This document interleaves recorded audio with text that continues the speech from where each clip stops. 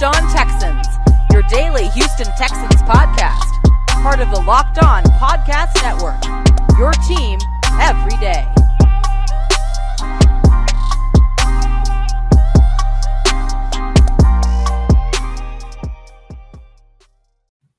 Welcome into this Friday episode of the Locked On Texans podcast, a part of the Locked On Podcast Network.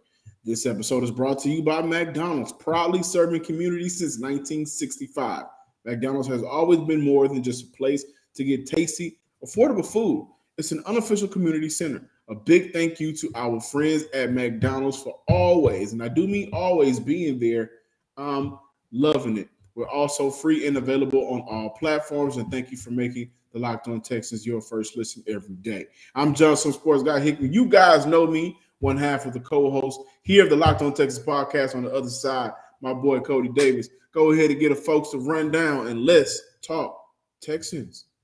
Yes, sir. But before we start talking about Texans, we got to give a special shout out to the Houston Astros, who tied the World Series the other night. Please be sure to go check out the other great duo over at Locked On Astros to get everything you need about the World Series. But ladies and gentlemen, on this Friday installment of Locked On Texans, we're not going to be joined by our guy, Mr. Brandon K. Scott. We're going to do things a little bit different here, as we're going to be joined by Mr. Doc Holliday, former NFL running back who now covers the Los Angeles Rams, just to get his thoughts about everything that's going on with LA, plus his takes on the Texans and Rams game, which is set to take place Sunday inside NRG Stadium. But John, it's Friday, which means you want to give our listeners their moment to shine. Come on, man.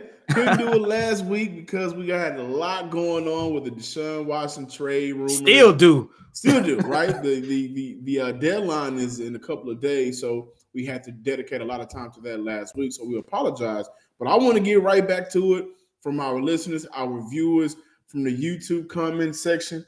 And Cody, I think the funniest one that I've read so far, because you're a guy, I'm a guy, and we know how important our Sundays are, right? You know, Sundays are for football, basketball, you know, chilling with your wife, fiance, girlfriend, the family, some good food, just kind of relaxing before we get back to that 9 to 5 Monday through Friday grind, right? My man Easy MB commented and said, Texas got me working on Sundays again.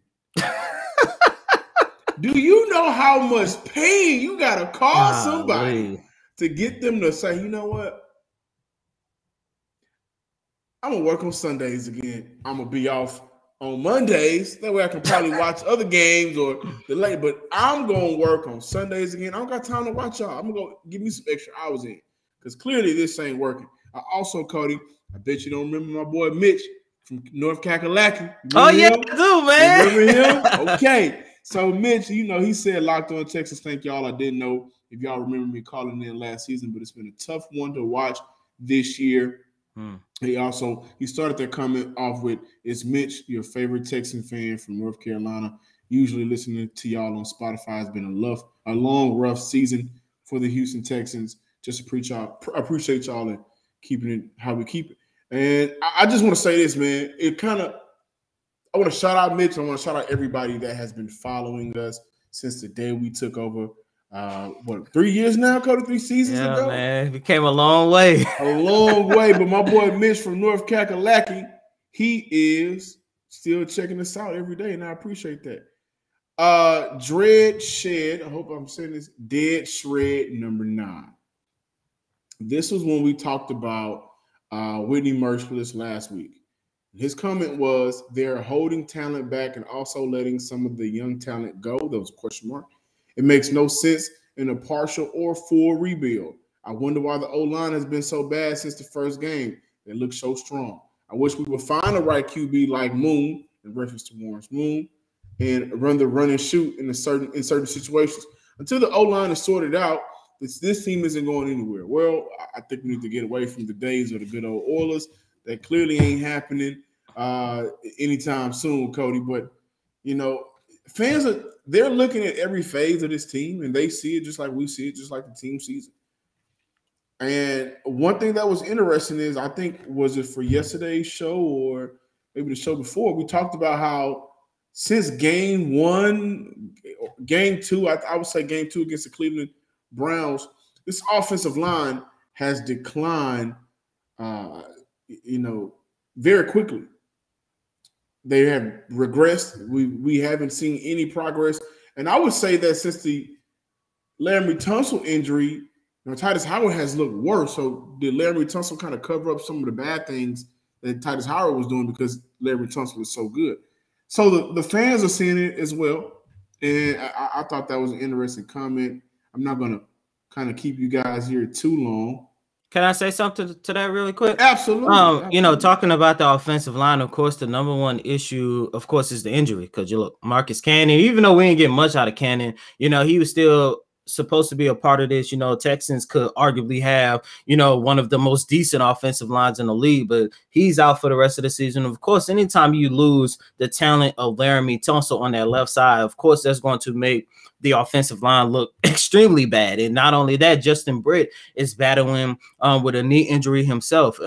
It's not as bad that's going to keep him on the sideline, but look, he's not 100%.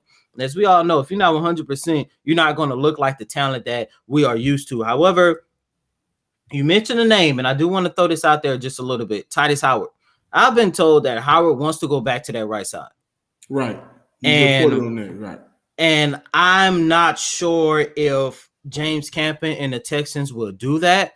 There are a little bit speculations that this week we might see a different lineup for that offensive line, but as of right now, Titus Howard wants to go back to that right side. And look, I don't think he was ever too pleased to line up on the left side. I think him being next to Laremy Tunsil, he was being a team player. And look, of course, we got the same old, political correct answer. I'm here and I'm going to do what they tell me to do, like every player on every team says. But I always got the sense he was never too happy about going to the left side. However, he was lining up alongside Laremy Tunsil. But on the flip side of that, Tunsil is no longer there. And now you're starting to see the ramifications of that for Titus Howard game. So, I'm hoping that they at least put him back on the right side of that offensive line because, I was wrong. We sure going to have to do a whole bunch of moonwalking this offseason. I thought that putting Howard at left guard would be an opportunity to elevate his game. But once again, I was wrong. He definitely need to go to that right side, more so right tackle, which I'm pretty sure they only did that because they thought they was going to get Marcus Cannon. And look, we had him for maybe 2 games, if that. Yeah, no, I think we both got to walk that back. And I would go as far as saying that maybe Houston will explore just moving on from Titus Howard in the starting role next year because of how bad he has looked in these last few games. And we got a lot of game left. Jalen Johnson, 0339. Jalen Johnson, not Jaleel Johnson, who he's signed, but Jalen Johnson, 0339. This is reference to your point, Cody. Honestly, there's no point in starting Taylor. There's no point in starting him and winning a few games. We just need to start Meal the rest of the way. And for this year's draft for defense, and start Mills next year. If he doesn't pan out, guess who you said draft? Bryce Young. Exactly, man. Look, there's no way. Look, nobody's telling me this. I'm only speculating. You look at this quarterback room. I think look at this quarterback draft class for this upcoming year, and look, David Culley said on yesterday that Davis Mills has the quote unquote qualities to be a starting caliber quarterback in the future of this organization. I call BS on that. Not only do I call it BS, I think that is his way of showing the fans and showing the media that look, we're going to give Davis Mills at least 1 more year. But there's no way in hell Nick Caserio isn't looking at what's going on in Alabama and saying to himself, we should have an opportunity to get Bryce Young. And if we don't get Bryce Young, there's another quarterback that's up and coming. What's my guy name who replaced Spencer Rattler? Caleb Williams. He comes out in a couple of years. So you're looking at 2 guys who I know it's still early, and I'm pretty sure they have a lot of college football still left. But you're looking at 2 guys who might be on that level to where you can arguably say they are close to a generational talent. Kind of a little bit more so. And no, I'm not comparing these two to Deshaun Watson and Patrick Mahomes. But if you go back to when was that 2016, 2017, and you look what both Patrick Mahomes and Deshaun Watson was, it was like, okay, if they find themselves in the right situation, if they get themselves on a talented team, they could like explode and actually be a tremendous quarterback in the league. And you know, Deshaun Watson at one point here in the city of Houston, of course, we know what everything Patrick Mahomes has been doing, even though this year has been somewhat of a down year. But I'm looking at Caleb and I'm looking at Bryce Young as kind of the Patrick Mahomes and Deshaun Watson of the quarterback class. What would that be, 2023? And I'm hoping that if the Texans don't find themselves getting a quarterback like a Tua back in the trade, which we know that's not going to happen, a Jalen Hurts, which I've also been told they are not too high on him. They're a little bit higher on him than Hurts, than Tua, but they are trying to position themselves to make a run at one of those guys. And the best way to do that, I hate to say it, ladies and gentlemen, I know it might make y'all sick, but we might have to watch another season of Davis Mills. Plus, I do want to mention this, the little promise that he showed, hopefully he could take that going to the offseason, and maybe, just maybe, he might be the future. Yeah. But at the end of the day, this is an organization who does not need to play Tyrod Taylor. They need to just go ahead and stick it out with Davis Mills, embrace the rebuild like we've been saying this whole entire week, and just try to position yourself to get a true franchise quarterback in the next 2 or 3 years. Absolutely. I will say this, Caleb Williams, he's actually a true freshman at 18, so I don't think he can come out until 2024 draft. Okay. That's right. My guy Alabama, Bryce, he's a redshirt freshman, correct? Yeah, so he actually can come out in 23. Caleb Williams has to come out in 24. The last comment that we're going to move on. Listen, man, let me just say this. I didn't wear a Dallas Cowboy jersey. I didn't wear a Cardinals jersey. Okay, look. So Dread number hashtag 1391. Dread hashtag 1391. Come in. How the bleep TF, you fill in the blanks. You're going to wear a Bucks jersey on a Texan podcast. Hey, man, listen. I wore, and I have to clear this up with a lot of my friends and explain this. I wore a Mike Evans jersey, and Mike Evans is from Galveston. Shout out to the 409 G-Ball, man. Them boys can ball out there. But Mike Evans is from Galveston, 45 minutes from Houston, from Texas, won a doggone Super Bowl this past year. And I'm just repping for the Texas boys, man, like the home team with the home players, the people that actually grew up in Texas. I didn't wear a Cowboys fan. I didn't wear a Patriot jersey, a Cowboy jersey. I didn't wear a Cardinals jersey, a Titans jersey. I didn't coach nobody in the AFC South. They're not even in the AFC. They don't determine anything about the Texans right now. That's why I wore that Mike Evans. I try to wear a jersey, whenever I can. I had the Kobe on. I had the 2-4 purple and gold on. I wanted to start off with the Bucks jersey, but that's why, man. I'm just a fan of Mike Evans, and he is from the state of Texas. This episode of the Locked On Texas podcast is brought to you by McDonald's, proudly serving communities since 1965. McDonald's has always been more than just a place to get tasty and affordable food.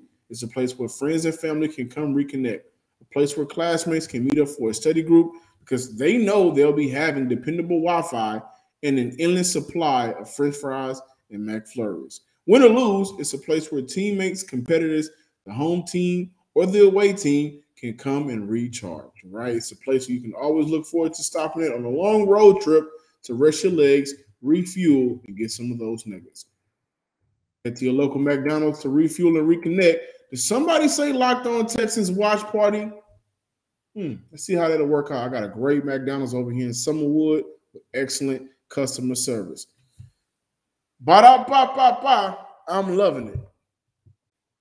We've got you covered on all things Texans, but the trade deadline is right around the corner. Don't miss our live NFL trade deadline show, reaction to every move, plus a second half season preview, and much more. Catch the show live from 3 p.m. to 5 p.m. Eastern Time, November 2nd, on the Locked On NFL YouTube page. All righty, Texans fans, continuing here with this Friday installment of Locked On Texans, we have with us today Mr. Doc Holliday, former running back for, I guess at the time they were the St. Louis Rams, and now the co-host of Believe in Rams podcast, a part of the Believe Podcast Network. Doc Holliday, what's going on, my man? And welcome to Locked On Texans. Hey, what's up, man? Thank y'all for having me, man. I told Cam, yeah, I go on. Sorry about the delay, man. They don't know about the delay, but I know about the delay. About the delay, man, trying to make this work, man. But it's a pleasure to be able to join you fellas, man. No worries at all, man. Now, as you know, your Los Angeles Rams will come down to Houston and take on the Texans inside NRG Stadium on Sunday. And look, we're talking about two separate teams who are doing two completely different things here in the 2021 season, as the Los Angeles Rams are coming in with a 6-1 record. Doc, one of the biggest reasons for success so far that the Rams are having has been due to the arrival of Matt Stafford. Can you just share with me and the listeners how much better has Stafford made the Rams this season? Hey, man, you know what? Everybody knows about Matthew Stafford and his physical characteristics and his physical abilities, man. He's been an outstanding quarterback since he came into the NFL, did some great things with Detroit.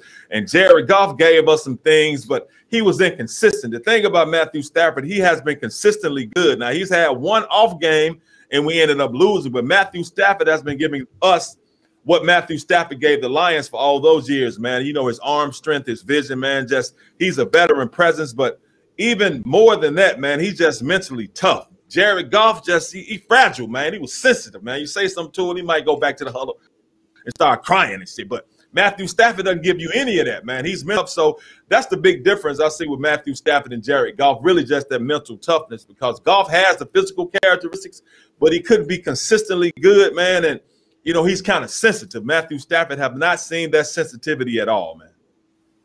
Any player or players' success stories for this team right now, Texans, to keep an eye on for Sunday? Well, man, you know, anybody that's outperforming what you may have thought they would preseason doing now?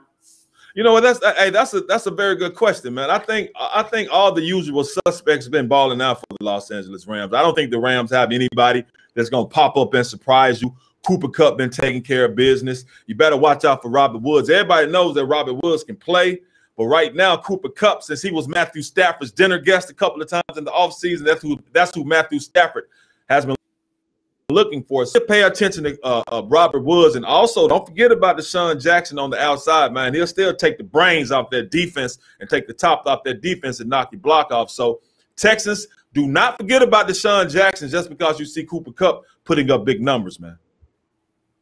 Is it Super Bowl or bust for y'all right now? You damn right it's Super Bowl, bro. I don't mean to cut you off. Yeah, Super Bowl or bust, bro. Okay. Them Rams fans don't want to hear nothing else, my guy. They don't want to hear nothing about no playoffs. They don't want to hear nothing about no Super Bowl berth. They wouldn't have got Matthew Stafford and Deshaun Jackson and made those moves in order to make it to the Super Bowl, especially with the Super Bowl being played at SoFi. Man, they don't want to hear no, we made it to the second round of the playoffs of the NFL Championship game. They don't even want to hear we made it to the Super Bowl game. Hell, Jared Goff did that. They got Matthew Stafford in order to win it. So yeah, it's Super Bowl or bust, and bust their head if they don't get it. All right.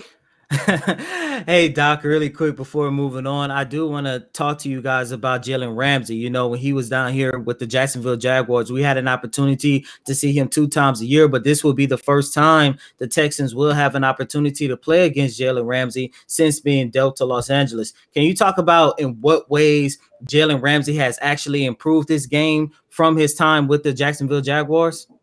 Hey, man, I think he's more Brinks and Wells Fargo now than he was in Jacksonville. And you know what that means, man, just straight lockdown. Bank. He's a thief. You better watch him. He's sneaky, but he's up front as well. I think the difference of Jalen Ramsey now, man, is that you have a more mature Jalen Ramsey. You know, when he was in Jacksonville, his ass will fight you. He'll be ready to fight you in a minute. He'll get mad. He might get a couple of personal fouls, and but now he has that mental maturity to go with the physical maturity and the physical attributes he has, man. And now Jalen Ramsey doesn't get too frustrated when people don't throw the ball his way. You know, back then he was trying to prove himself. It's always the difference when you're trying to prove yourself and you're trying to get that big. You can put some pressure on yourself and you can get caught. You can get lost in frustration, especially playing cornerback and no one is throwing at you. So I think they saw that in Jacksonville. Now he's gotten that big paycheck. He doesn't have to prove himself. So I think right now you see a different Jalen Ramsey as far as mental maturity, and he's patient, man. He don't try to, you know, get out of position and make plays like a lot of the other defenders would do. don't actually execute the defensive call, trying to do things on their own. So I think you have a more a mature Jalen Ramsey now, and I think that's the biggest difference between him being in LA now than when he was in Jacksonville. I got one more I got to ask you. How happy are you guys with the running room right now? You know, you with lost, with the running room, yes, you lost a very important piece in the offseason, somebody that, you know, I thought he could kind of replicate close as possible what Todd Gurley was able to do in that offense, but then Henderson goes down. How happy are you with this running back room right now in the season? I mean, it's good, man. You know, we would have loved to have Cam Akers. He was going to be the starter this year, but Darrell Henderson is more than capable if he can stay healthy. And the thing about it is that the Rams and Sean McVay have to commit to the running game. Like, we didn't run the ball that much last weekend, but we won the game anyway. See, last year, even like the year before then, if the Rams were running the ball at least 30 times a game, man, they were damn near undefeated, bro. And maybe had one loss couple of seasons. But this year, we haven't been running the rock as much, but we really don't have to, man, because you have a Matthew Stafford and you have all those weapons in receiver. But I'm extremely happy with the running room right now. Darren Henderson, I'm a Memphis Tiger. He played at Memphis. So, you know, me and Isaac, we always look at Darrell Henderson and keep close eyes on him. But he's more than capable, man, of giving us maybe not the explosiveness Cam Akers gave us, but he's able to do what we need him to do for that running that running room productive. And I'm sorry, I meant Cam Akers at the beginning of that. No, you good, bro. You good. It's all good. I know what you mean. Misspeak sometimes, man. It's cool. Hey, Doc, really quick, before closing out this show, I do want to ask you, you know, you are a former NFL running back yourself. If I'm not mistaken, you did play for the Rams at the time they was in St. Louis, correct? St. Louis Rams, you're exactly right. Awesome. What I do want to ask you, you know, when looking back on your playing time and from what, you know, now you are now analyzing the Rams and analyzing the NFL, how much has the game evolved, especially for the running back room? I mean, it's damn near tag football now, bro. It's flag football now. It's not the same. It's not even close, man. They don't even have the same mentality, man. I was talking to Cooper Kupp earlier this year, asking him about hazing rookies and stuff. I said, he's like, what? We don't do that, man. You're basic. Oh, we don't do like, what the hell is you talking about? But now, man, it's a different thing. Like when I was playing, you know, they had the fullback. It was really a pro style offense. You had the fullback, you had the tailback, and I had to play fullback and tailback. So you ice on linebackers and trying to knock heads with Reggie White's coming off the end. It's just a totally different game now, man. You had concussions like all the damn time. Back then, they'd be like, what is that? You like, I got a concussion. You'd be like, what the hell is a concussion? That would they be like, get your ass back out there. But now, you know, concussion, you know, you do this, you out for 3 weeks. So the game it's a different form of physicality, man. We go from, you know, heavyweight punches to now they like, so that's the difference to me, man. You know, I played with them like this right here. Now they playing, you know, that's the difference to me. Sounds good. Sounds good. Doc, really quick, last question before closing out. When you take a look at the Houston Texans, of course, you know, down here in Houston, this is a team that's really not working with much. As a matter of fact, we still don't know who's going to be the starting quarterback as of right now. Tyrod Taylor is expected to come back, but at the same time, if he isn't ready, we'll be going out there with rookie quarterback Davis Mills. However, on the flip side of things, with you guys coming in at 6-1, what are some of, I guess, weaknesses within the Los Angeles Rams that you see that if the Texans can actually exploit, can actually improve their chances? I'm not going to say winning the game, but at least improving their chances of just staying competitive. Maybe in the trainers, water boys, y'all water boys maybe better than the Rams. That's about it. You know what I'm saying? Other than that, I don't know. You talking about players on the field? I mean, managers and trainers, y'all might have the advantage on that, but I mean, Houston is sorry. I mean, the Texans are trash right now. And let me tell you this: Anthony Miller I'm very close with his family, so they cut my guy. So the Houston Texans let my guy. They brought him in and let him go. So I'm not. We was not happy about that either. At all.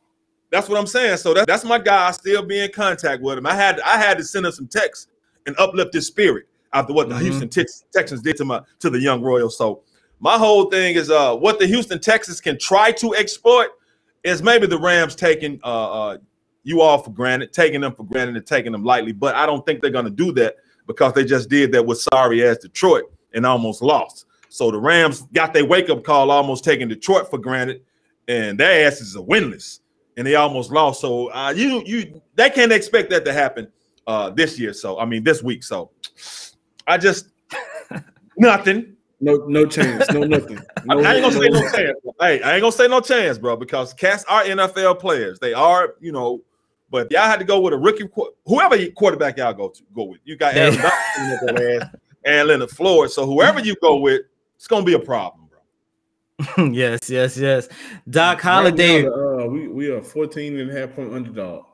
See, hey, Detroit was 14.5-point underdogs too, and they almost won. So that's why I don't ever look at that kind of stuff, man. You know what I'm saying? So, but Detroit, they're 0-7, but at least they've been competitive. After Tyrod Taylor went down, everything just went downhill for the Houston Texans. I like Tyrod too, man. Salute to the brother, man. Brother quarterback, he doesn't get enough credit. He's been in the NFL a long time, and you know what I'm saying. He should be getting propped up, but he don't get propped up. But you have all these other reserve quarterbacks getting propped up and pumped up with Tyrod Taylor. Salute to you, Tyrod Taylor. Even though if you play this Sunday, we're going to bust that ass, but salute to you, brother. Awesome. Sounds good. Doc Holliday, the co-host of Believe in Rams, a part of the Believe Podcast Network, and of course, former NFL running back. Doc, really quick, if you are on social media, where can our listeners follow you at on all the social media platforms? Well, on Twitter, it's @_Doc Holliday with 2 L's. And on Instagram, it's @the Doc Holliday Show, because I got a talk show as well, man. So that's where you can find me on Twitter and on Instagram. I really hate that this season has led us to having no faith in this team in a lot of these big games that they have. The Cardinals, the Rams, even the Patriots. I thought that was a big game. You got 2 rookie quarterbacks going against each other, and we just don't have any faith in our team. But you know what I do have faith in? The freedom of choice to choose any of your delicious flavors that's brought to you by Built Bar. They have so many of those delicious flavors. You don't want to miss out on the double chocolate, the strawberry, the cookies and cream, to say the least. The best part about it is, if you haven't tried all the flavors, go ahead and look to get a mixed box where you'll get 2 of each of those 9 flavors. Not only are Built Bar flavors the best tasting, but they're healthy too. Check this out. Only 17 to 18 grams of protein, calories ranging from 130 to 180, only 4 to 5 grams of sugar and net carbs. All tasty, all healthy, all amazing flavors. Order today and get that grasshopper cookie, the raspberry, or whatever you like. Built Bar is also the official protein bar for the U.S. track and field team. It's kind of dope. Go to BuiltBar.com and use promo code LOCKEDON and you'll get 15% off your order. Use promo code LOCKEDON for 15% off at BuiltBar.com. Thank you for making the Locked On Texans your first listen every day. Now make your second listen to Peacock and Williamson NFL Show. Brian Peacock and former NFL scout Matt Williamson give you the national expert analysis in less than 30 minutes. It's free and available on all platforms. Once again, that was Mr. Doc Holliday, former NFL running back and now Los Angeles Ram analyst over at the Believe Podcast Network.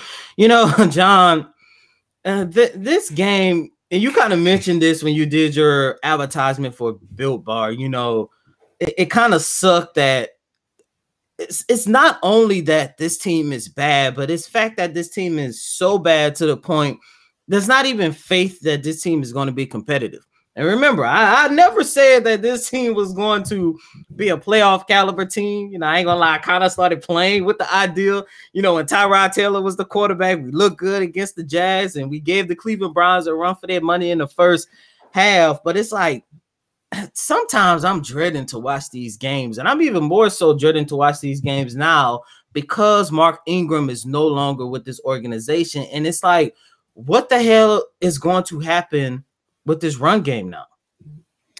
That's a good question, Cody. I also wanted to kind of play around with the thought that, number one, maybe they were moving on from Mark Ingram. We know that there was probably some respect level there between Cully, between Ingram, between the front office, because Cully and Ingram has a relationship, and just not working out here on this 1-16. It's about to be 1-7. And I would rather you, just like Whitney Merciless, I would rather you have an opportunity to kind of sell off in the sunset a little bit. I think the Saints are one of those teams, when they get everybody back and they're going to be healthy, we're going to see a different team. And they don't have their number one receiver on their field, Michael Thomas. So they're struggling a lot because players are not on the field. And I'm going to send you back somewhere where you got a lot of familiarity with, especially with Alvin Kamara. But I also looked at the fact that maybe they also was moving on from him so they can have a roster spot open that they may be able to play around with in the trade if they're looking to get players and picks back in this upcoming trade deadline. Who knows? We'll keep you guys updated on that. Now, as far as the run game, it has to be now Scottie Phillips gets some playing time. And the problem is we've been saying this for the last how many weeks now, right? But we've also seen, I don't know if you noticed, but we talked about the running back situation last week. I don't know if you guys remember, but I mentioned how David Johnson has more snaps than Mark Ingram had in the last 3 games, right? And that hasn't been panning out. Mark Ingram actually had a pretty decent game this past Sunday. He's had a couple of games this year where he's able to rush for at least 4 yards per carry, which is around the median in the league. So, okay, he's a little bit average or under average, whatever. But overall, I think moving on from Ingram did a couple of things. Gave Ingram an opportunity to say, whew, I'm glad I'm out this situation. I can go play ball for a team where it actually matters. They cleared up a roster spot. And now, at some point during this game on Sunday, I expect to see Scottie Phillips at least get 5 to 10 snaps on Sunday and a couple of carries or a couple of touches at the ball because, the excuses are getting ran out. You mentioned before that Charles Omenihu wasn't playing because he wanted to give Jordan Jenkins some time. And so now when Emerson was going, Omenihu played. And he actually played pretty well on Sunday. You also mentioned how many running backs you wanted to have play. Scottie Phillips was healthy scratches a lot of these games, right? He was brought up on a 53-man roster, but hadn't played so far this season. So now I'm using your logic, Houston. Mark Ingram is gone. Now Scottie Phillips should be playing.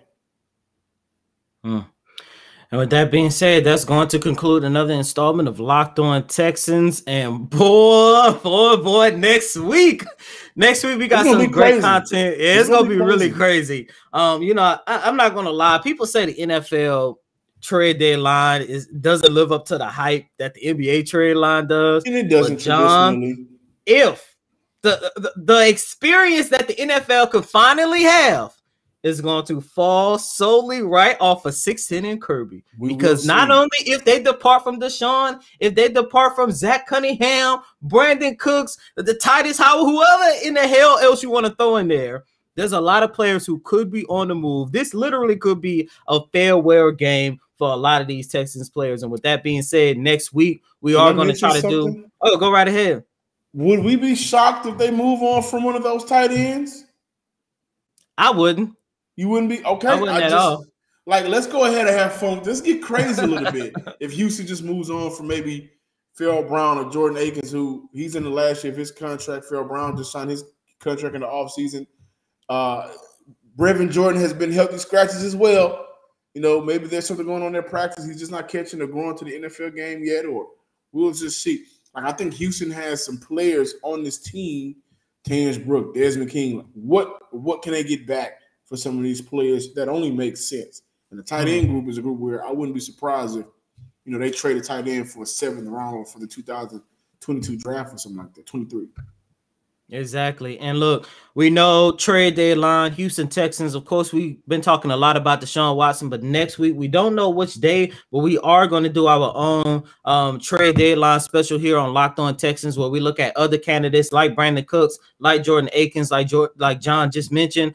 Just look at other candidates who could possibly be on the move prior to next Tuesday's trade deadline. So we're going to have a lot of fun here on Locked On Texans. As always, I'm your host, Cody Davis. Please remember to follow me on Twitter at CodyDavis_24. Once again, that's Cody, COTYDAVIS_24. Absolutely. I'm Johnson Sports Guy Hickman. Make sure you follow us on Twitter at Locked On Texans. Like us on Facebook. Subscribe, like, and comment on YouTube. Here at Locked On Texans, we do 2 things, man. We report the facts. We report the fun. Bulls on parade with the fade. We out here. We'll see y'all Monday. And I'm pretty sure it's going to be one of those L Mondays, not a victory Monday, Cody. So be prepared.